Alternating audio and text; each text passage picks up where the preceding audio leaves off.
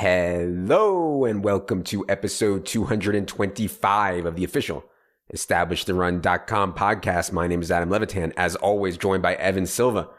And I'm excited, man. We have been tracking first team preseason usage for, 6 or 7 years now. It's one of the biggest edges I think we can find. So we have actual football to talk about now.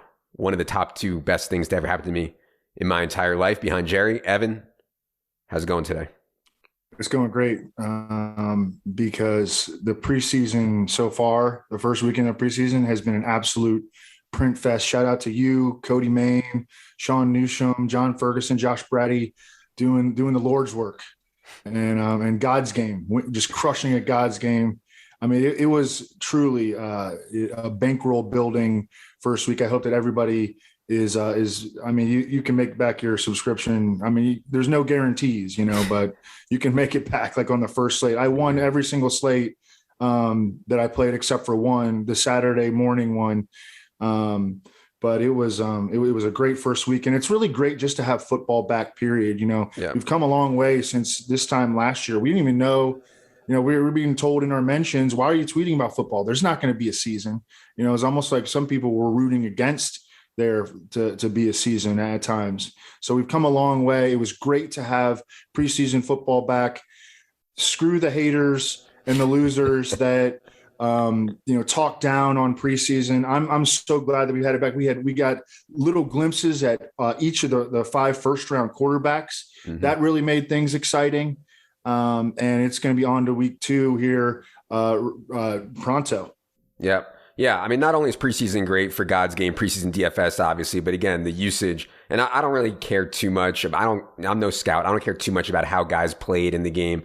I really don't get into that, but I think usage is awesome. So on today's show, we're going to talk about 3 things that all go together. The most important usage takeaways from the preseason games, news from around the league, and how/if those things will change Silva's top 150. Latest Silva's top 150 will be up tomorrow with the updates that we are going to talk about, some of the updates that we're going to talk about here today. Before we get into that, I wanted to remind everyone that if you have a fantasy draft coming up, we can help. Our draft kit is just $34.99, includes Silva's top 150, tiers, team-by-team previews, sleepers, busts, my perfect draft, favorite flyers, abusing the default rankings, Thorin's offensive line rankings, basically everything we think you need to win your draft. Second, we've had a lot of questions about this underdog promo, and they just launched another Puppy 3 $5 buy-in, $1 million to $1 million prize pool. I want to be clear what the underdog promo is. If you're new to underdog, you get $35 for free with a $10 deposit. If you're already on underdog, they'll just give you $10 in your account because you signed up at ETR. That's it. That's all. It should be simple. If you want to play best ball, take the money from underdog. All right. Let's get into it. One of the first things that I saw, Trey Sermon's usage was really good, and I know Raheem Mostert didn't play. Trey Sermon still started this game. He was in on 6 of Jimmy Garoppolo's 8 snaps. Wayne Gallman got the other 2, by the way. There were 3 third downs with Jimmy Garoppolo, and Trey Sermon was in for all of them. So I think they're resting Raheem Mostert. I think Raheem Mostert still enters the season as the 1A and Sermon as the 1B. But I thought it was a good sign, at least, that Sermon, even though he's a rookie, ahead of Gallman, was in on third downs, ready to rock. Anything on Sermon or the 49ers that you saw? Now, the passing game usage, I think, really stood out to me with Trey Sermon because it was not a part of his profile necessarily coming out of college. I don't think a whole lot here changed. I do like the fact for Raheem Mostert that they are kind of keeping him on ice. I mean, he is a player that he is so explosive, but he really has not been able to stay healthy. He's never really been a workhorse at the college level or at the pro level. So I totally understand their thinking here. But I love to see Trey Sermon being used as a route runner out of the backfield. And I think it's going to be very much a 1-2 punch with Raheem Mostert and Trey Sermon, sort of how we expected it, but just a little bit of confirmation here. Yeah. One that wasn't good, and we talked about Mecole Hardman a bunch. One that I was a little disappointed in, Mecole Hardman was not in on 3 wide receiver sets for the Chiefs. And this was only a 4-snap sample. Patrick Mahomes and the starters only played 4 snaps. I don't want to overreact here, but it was Tyreek Hill and Demarcus Robinson in 2 wide receiver sets. And then when they went 3 wide, that's when Mecole Hardman got in there. It's a little scary. We've been above market on Mecole Hardman. It's tough though, man. We don't always know what the Chiefs are thinking. In the past, they have not gone to Mecole Hardman even when Sammy Watkins has been out. So it gave me a little bit of the worries. I'm curious how you felt about Mecole only being there in 3 wide receiver sets.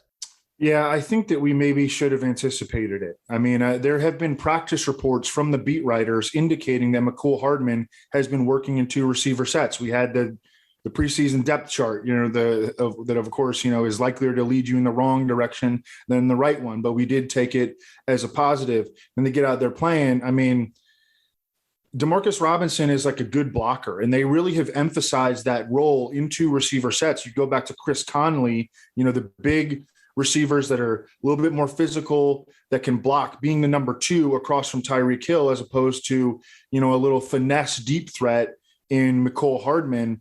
It makes sense, like from an X's and O's standpoint, I think. I still think that Mecole Hardman is going to be locked into 3 receiver sets, though. I'm not going to move him down. The sample size, as you mentioned, extremely, extremely small here. Mm-hmm. But I think that we probably should not go into the season anticipating Mecole Hardman playing in 2 receiver sets. I will say, and this data is from Mike Clay, Chiefs were in 3 wide receiver sets 81% of the time last season. So, maybe they take a step back from that this year. They did add Noah Gray. They have Blake Bell. Maybe they step back from that a little bit this year, but still they're going to be at worst, like in the middle of the pack in 3 wide receiver sets. So it's not the end of the world if Mecole is only in there in 3 wide. Another quick Chiefs note I wanted to make, 4 snaps, but good to see CEH in there for the 3rd down snap. And that was something I was worried CEH was going to lose 3rd down snap, maybe to McKinnon, maybe to Darrell, and maybe he still will. But it was good to see him out there for the 3rd down snap. I'm going to keep watching this. I don't want to really have a takeaway on this because it was only 4 snaps. But if CEH does have the 3rd down snaps, I mean, my God, his ceiling is absolutely through the roof. So that was good to see on CEH. Yeah, I think that this is a situation where we need to see some more snaps, and then, maybe we could get up to 10 snaps or 12 snaps from the first team unit after a couple of preseason games and have a stronger take. But definitely situations to monitor. All right. The big one that everybody is talking about is the Dolphins running back situation. On Saturday, Tua played 23 snaps. Malcolm Brown was the feature back. 16 snaps for Malcolm, 7 for Myles Gaskin. On 3rd downs, Malcolm Brown, 2 snaps. Myles Gaskin, none. Inside the 5-yard line, Malcolm Brown, 2 snaps. Myles Gaskin, none. Now look, Malcolm Brown is terrible and was terrible in this game. And Myles Gaskin is miles better. We know that. But as we've been saying, coaches absolutely love Malcolm Brown. How real do you think this usage was? How much are you worried about Myles Gaskin now? Yeah, and the sample size here was decent, but I still want to see more. I still want to see another game. We know from Malcolm Brown's history that he can pass block. And the Dolphins right now, I think, are concerned about their offensive line. They have a ton of high draft picks on their offensive line, but it has not come together yet. There have been reports out of practice that O-line has been struggling. It did not look particularly strong against the Bears early in the game when Tua was in. So that may be incentivizing them to put Malcolm Brown out there because they feel like they can trust him as a pass blocker, and he's got the size that would, indicate that he could be maybe a little bit stronger at the goal line than Myles Gaskin. I would say that it's clearly a bigger threat than people might have estimated based on Malcolm Brown's history of really non-success. They didn't give him a big contract, but it's a big concern. Yeah. I would also say that the dead last team in Thorne's offensive line rankings, and we talked about this on the pod with him, was the Miami Dolphins. And their offensive line was getting absolutely blown up in that game, and I think that's going to be a problem all year. Important macro point I want to make here, though, on the Myles Gaskin stuff. One of the core reasons, for me at least, that wide receiver is so much more valuable than running back in these middle rounds of a fantasy draft in the dead zone is this whole idea of fragile volume. The market assumes they know that Mike Davis, Myles Gaskin, Chris Carson, David Montgomery, Josh Jacobs, Chase Edmonds, they assume that these guys are going to get all this volume. But it's really fragile. Malcolm Brown, Quadri Allison, James Conner, someone off the street, some trade can screw everything up and turn that mid-round RB into dust. Meanwhile, wide receivers are just never losing their role to some geek like Malcolm Brown, like Tyler Boyd, Odell Beckham, Chase Claypool, Jerry Jeudy, Galladay, Debo, Juju, Gallup, Landry, Sutton, Mike Williams, Devontae Parker. I could keep going. And it doesn't care if you really like those guys or not. The bottom line is that they're never losing their role to some dude like Malcolm Brown.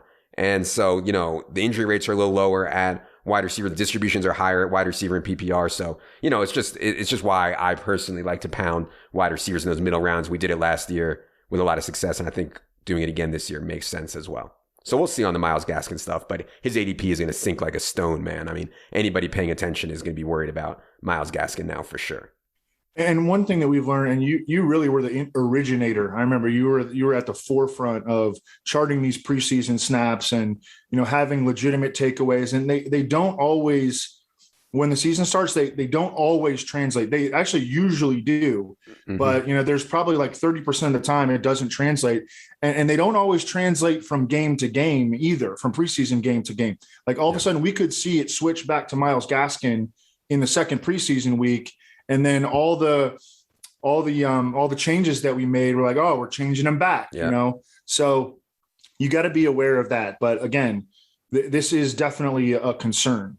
Oh, yeah. And I remember one year the Bears really fooled me because Tariq Cohen wasn't used at all with the first stringers in the preseason, barely played in the preseason at all. And then he was a massive part of the week one game plan. After week one, they come out and say, yeah, we didn't want anybody to know about Tariq Cohen and how we were going to use him. So we didn't even use him. So, yeah, we can get tricked for sure and fooled. I still think that it is important information to have. So tricky, those little Bears.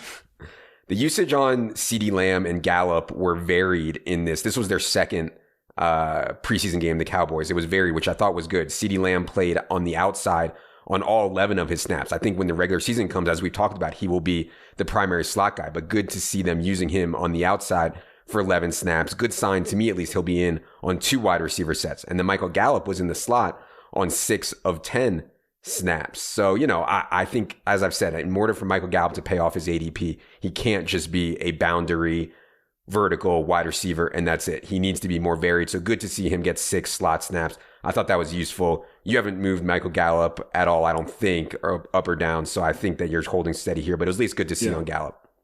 Yeah, no, I'm doing a bunch of changes tonight for the top 150. I have a big list of changes that I'm going to make, or at least that I'm considering making.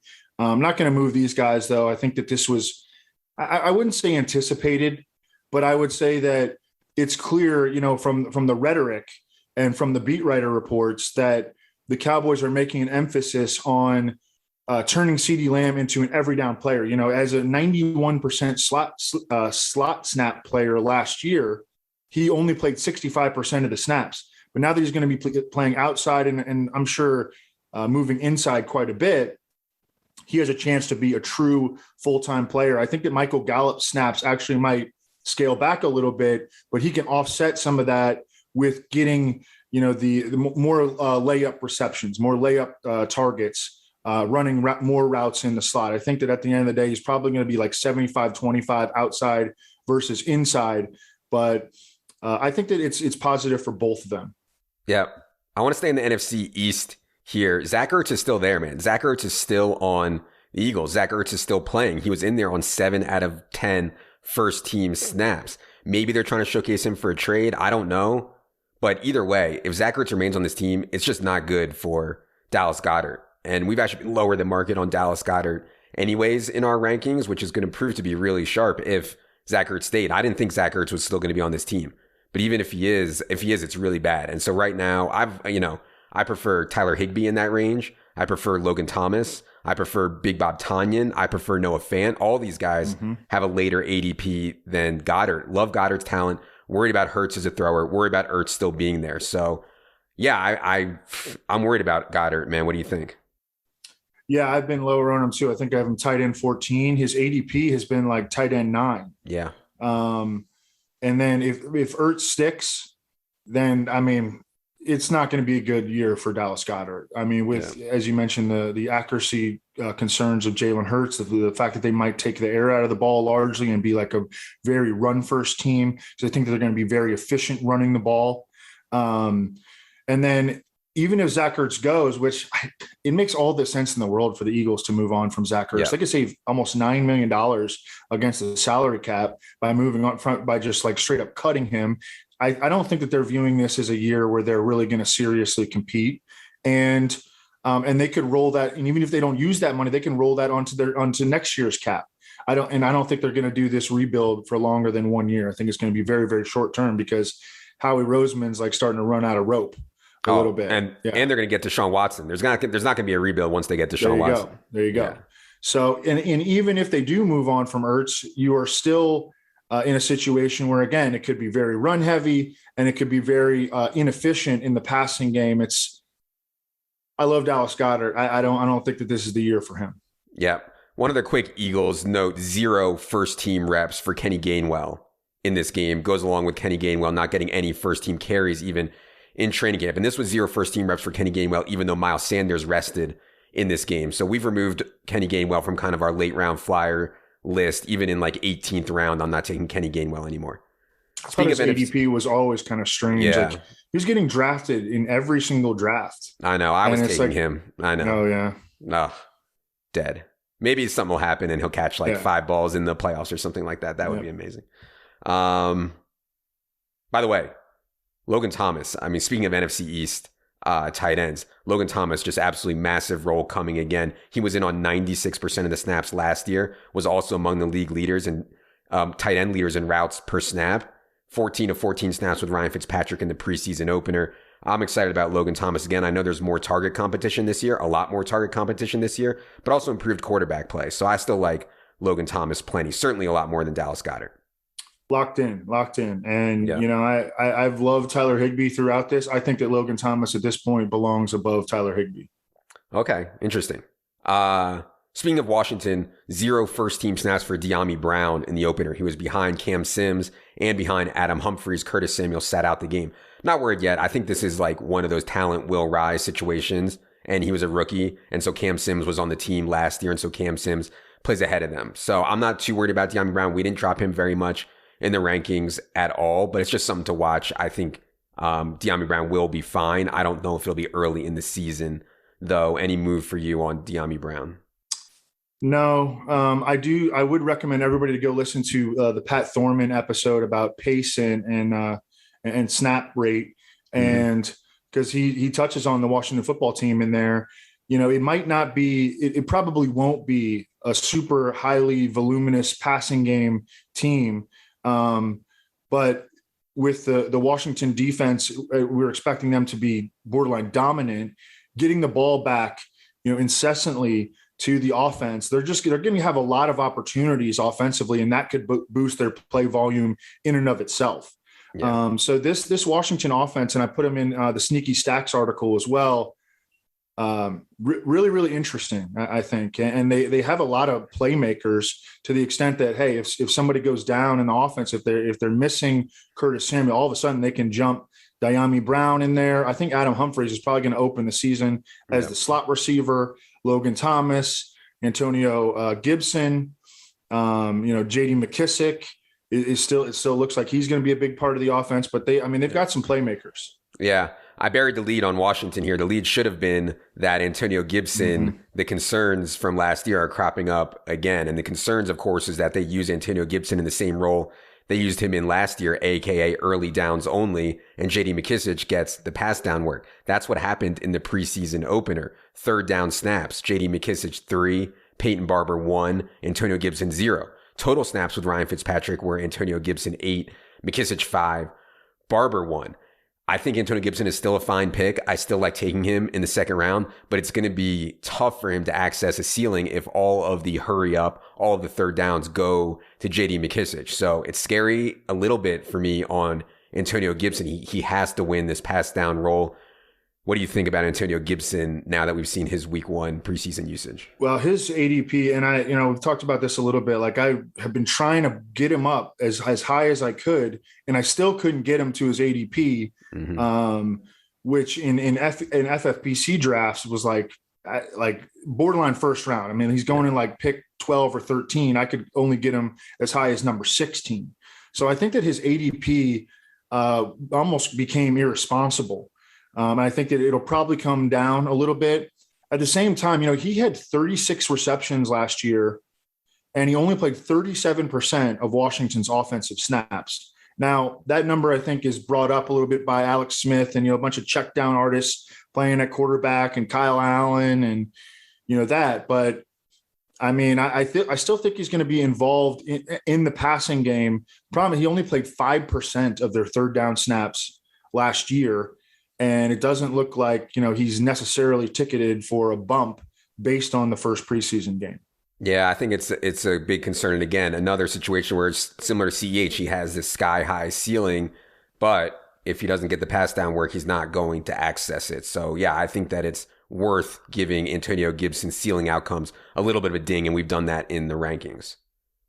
Rondale Moore. Man, I love Rondale Moore. We've talked about this before. I think Rondale Moore was the perfect pick for the fake sharp Cliff Kingsbury's horizontal raid because he takes these bubble screens and quick hitches and horizontal passes that Cliff loves to run. And instead of throwing them to Larry Fitzgerald, he throws them to Rondale Moore, and Rondale Moore can actually do a ton with it. Dude is explosive. Larry couldn't do anything with it. So what we saw in this preseason game was Rondale Moore used exclusively in the slot and Christian Kirk used exclusively outside. Now, DeAndre Hopkins didn't play in this game, so it's not a clean look. But Evan, what if Rondale Moore is the slot in 3 wide receiver sets and Christian Kirk and AJ Green are battling for one of the outside spots opposite Hopkins? Now we're cooking with gas on Rondale Moore. So I hope you've been tempted to move Rondale Moore up in the rankings. No, he's been hovering right around the edge of the top 150, and you were ahead. I've been trying to slow play it a little bit because I was just worried that he might end up as the 4th receiver and like a gadget guy. Yeah, he didn't play football really in 2020 or 2019. Last time we saw him extensively play football was as a rookie a freshman in college. Mm-hmm. So I've been trying to slow play it. I'm totally with you now. He is going to get a significant bump, at least into the 120s, I think, in the top 150, because I do think that it looks like he is ticketed to be the primary slot receiver in Arizona, a much more explosive option than they had last year in Larry Fitzgerald and Christian Kirk versus AJ Green on the outside, maybe playing in some sort of a rotation opposite DeAndre Hopkins, who's going to hog targets. But if Rondale Moore is like, again, he reminds me a lot of Austin Eckler. He's jacked up little dude. I think that they'll get him involved in the running game as well. But yeah, he's getting a big bump up the top 150 tonight. Nice. Now we're talking. Yeah. And I think there's some still Rondale props out there if people are interested. I took Rondale Moore a while ago, over 500.5 receiving yards. I think you can still get like over 550 right now, which I think is okay for sure. Jaguars. Trevor Lawrence played 15 snaps. 7 of them went to James Robinson. 5 went to Travis Etienne. 3 went to Carlos Hyde. On third down, surprisingly, 2 of them went to James Robinson. 1 to Etienne. 1 to Hyde. I don't want to overreact here. I think Etienne's really likely to play a lot of third downs, but it wasn't great for my James Robinson fade. I have absolutely no James Robinson. And for kind of being in on Etienne as the kind of guy, the profile of the back I want to have in like the 6th round. I don't want to overreact to this one. I'm going to keep watching it. But for now, the James Robinson truthers look like they might be okay as James Robinson started this game and was the feature back. What do you think of Jags running back usage? Yeah, I don't know. It looks like a 3-way rotation to me still. I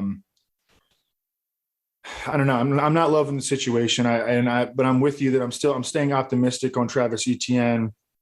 I think at the end of the day, he's going to end up playing the most snaps and certainly getting the most targets out of this backfield. And then it's going to be James Robinson and Carlos Hyde's kind of competing for the early down stuff and maybe, just the obvious goal line rushing attempts. But I'm not moving up James Robinson. Yeah, me either. And I'm still, like I said, like you said, optimistic on Travis Etienne. Again, the type of running back who could catch 60 or 70 balls in a season and also get 150 carries is just so valuable. And so I'm still staying optimistic on him. One more Jaguars note, Laviska Shenault was only in on 3 wide receiver sets. The 2 wide receiver set for the Jaguars was Marvin Jones and Colin Johnson. We spent some time on the Colin Johnson DJ Chark thing last week. Go back and listen to that. But yeah, I mean, Chenault's role is clear. He's in on 3 wide receiver sets as a slot man. It is what it is. We know his ADP is baked into that. One thing that worried me a little bit, Michael Carter, man, because I like Michael Carter a lot. Zach Wilson played 22 snaps. Tevin Coleman was just rested. A good sign for him probably. And Michael Carter still only played 9 out of 22 snaps. 13 went to Ty Johnson. And the most concerning thing for me on Michael Carter was that on pass downs, Carter actually came off the field. He only got 1 third down snap. Ty Johnson got 4. if Michael Carter's not going to get those clear pass down snaps, that's a problem for him because I think on early downs, Tevin is probably better, and they probably think Ty Johnson is better too. So I have some concerns. Maybe I'm going to back off Michael Carter. I've been taking him a ton in the 9th round, especially in full PPR stuff. Maybe that's too rich now. What do you think about how Michael Carter was used? I don't know. I'm staying patient on this one because I read that Tevin Coleman was out due to a personal matter. Mm-hmm. And then so it wasn't necessarily like, oh, we got to keep, our stud running, first team running back on ice. Yeah. And then they might just be trying to make Michael Carter work for it. I don't know. They could be playing like these games where, hey, Ty Johnson's the incumbent. He's the veteran. Hey, this is the first preseason game. I mean, on the practice field, and the Jets are covered very closely by guys like, Connor Hughes and, they have a number of beat writers, and I think they're all pretty good. Mm-hmm. That Michael Carter has been, the kind of the clear number one back. So I don't know. I want to see another game before we make any big changes here. Yeah. Those are all good points. I didn't see the thing about Tevin. That's a good point, and agree with you about the practice stuff. All practice reports on Michael Carter have been that he's been the starting back. So yeah, I'm trying to stay optimistic on Michael Carter. I like his profile a lot. Speaking of profile, Cole Kmet had really good usage for the Bears. Andy Dalton and the first stringers played 7 snaps. Cole Kmet, 2 of them, he was in for all 7. Cole Kmet, 2 inline, 2 wide, 2 slot, 1 in the backfield, got 2 targets on Dalton's 4 attempts. And Justin Fields looks like a baller, and he's going to be in there very soon for Cole Kmet. So one of my favorite late round tight end targets, and I don't want to rely on these late round tight ends. I mean, most of them turn into dust, but I would say that in best ball for sure, Cole Kmet's one of my favorite back end tight end targets. I thought his usage was really good. What'd you think of that one? Yeah, I think it's trustworthy. I think that we saw that shift late in the season happen last year with Cole Kmet, where he essentially became a full-time player. That's what we saw from him in the first preseason game. I expect that to be the case this year. And then Jimmy Graham to be used very situationally and probably just as a red zone fill-in.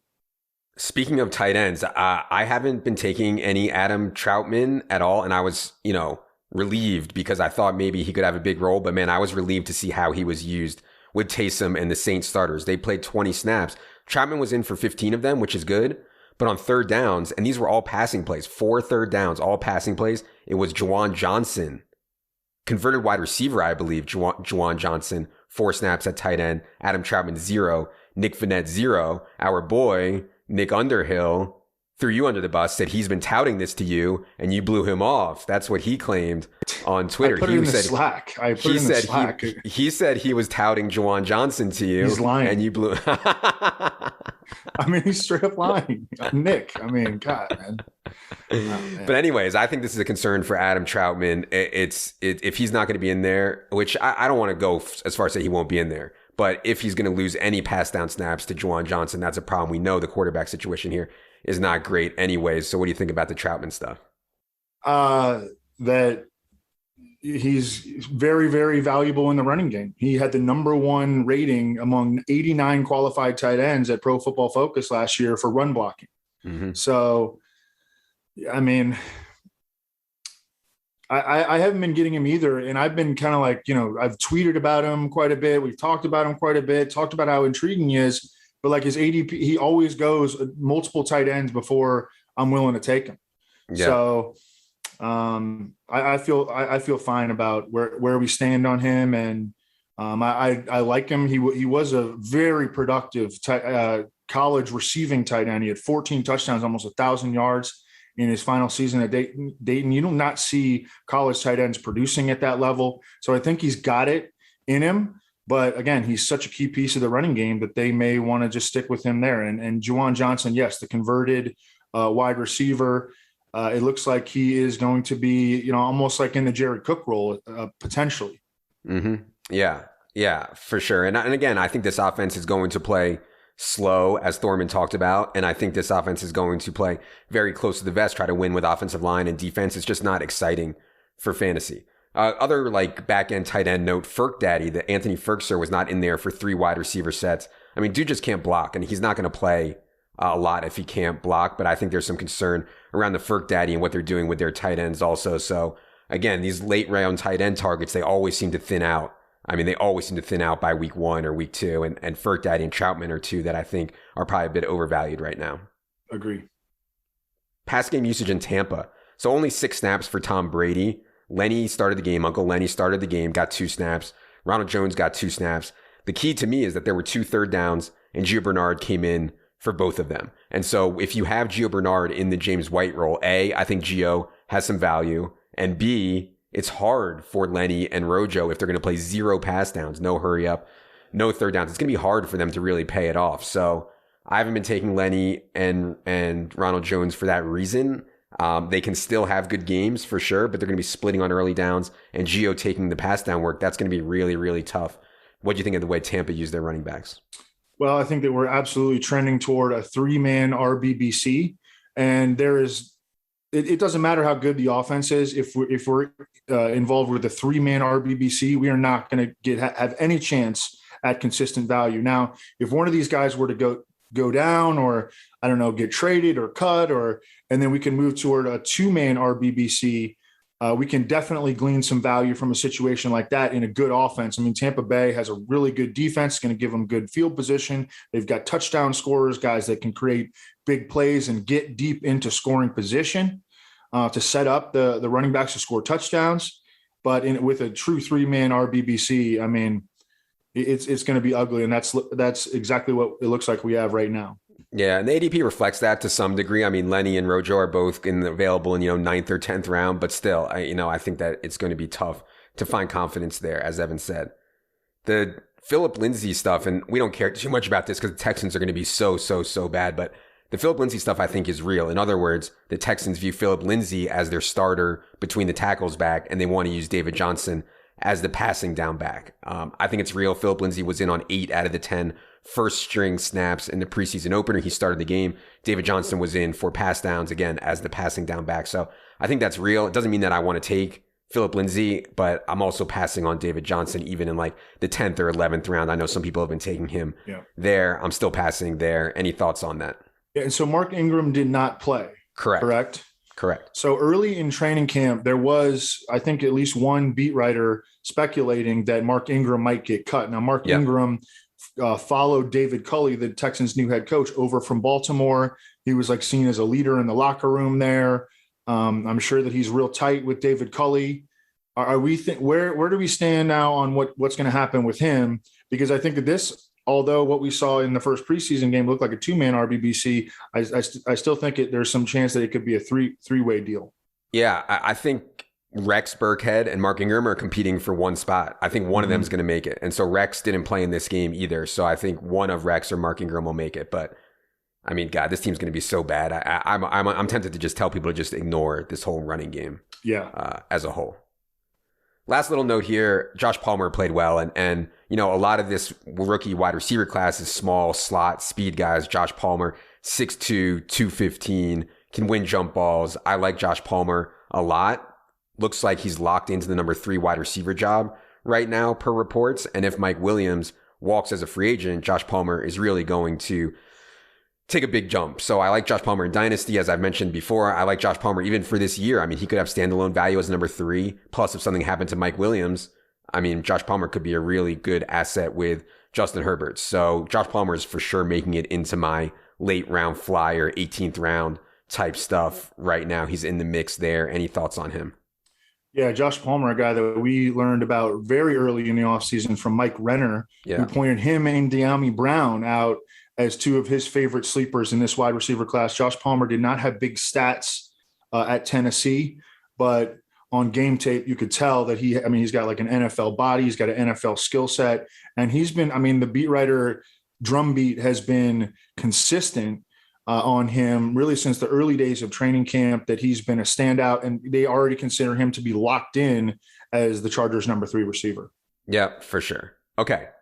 We're going to be back this week with 4 more podcasts with myself, Silva, and Leone. We're going to be doing quarterback breakdown, which means go through Silva's tiers, also talk about some general strategy at the position, and then also talk about some sleepers and busts. We'll do that for quarterback, running back, wide receiver, and tight end with me, Silva, and Leone. So stay tuned for that the rest of this week. If you have not picked up the draft kit yet, get in there. And if you plan to have a season-long draft and play DFS this year, the greatest game, be sure to pick up the bundle, by far the best price that we will have. For Evan, for producer Luke, I am Adam. Good luck, everybody.